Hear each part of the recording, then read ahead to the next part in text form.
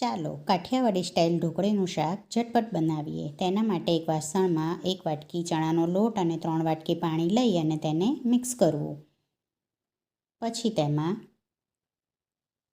હિંગ નાખવી, હળદર નાખવી, મરચું નાખવું, લસણની પેસ્ટ નાખવી અને લીલા મરચાં અને મીઠું નાખી સારી રીતે મિક્સ કરી અને રાખી દેવું.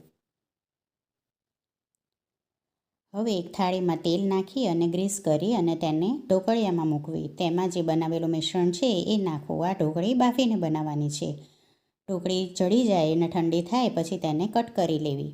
આવી રીતે ઢોકળી બનાવવાથી એકદમ સોફ્ટ અને લીસી તૈયાર થાય છે. જુઓ, હવે આપણે એક વાસણમાં 1 વાટકી છાશ અને 2 વાટકી પાણી નાખી અને થોડું મીઠું નાખી મિક્સ કરી અને સાઈડ પર રાખી દઈએ.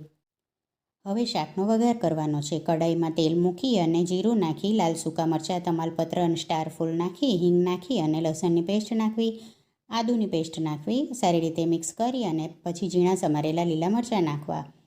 પછી તેમાં હળદર, મરચું અને ધાણા જીરું નાખવું. પછી જે મીઠું નાખીને રાખેલી છાશ છે તે આમાં નાખવી. આવી રીતે છાશનો વઘાર કરવાથી છાશ ફાટશે નહીં. હવે ઉકળે પછી તેમાં ઢોકળી નાખી દેવી અને 2 થી 3 ઢોકળીનો ચૂરો કરીને નાખવો એટલે રસો ઘટ્ટ થશે. આ રીતે બનાવવાથી શાક ખૂબ જ ટેસ્ટી બને છે. જુઓ, તૈયાર છે કાઠિયાવાડી સ્ટાઇલ ઢોકળીનું શાક. કોથમીર નાખી અને સર્વ કરવું. રેસીપી ગમે તો લાઈક કરજો. આવજો.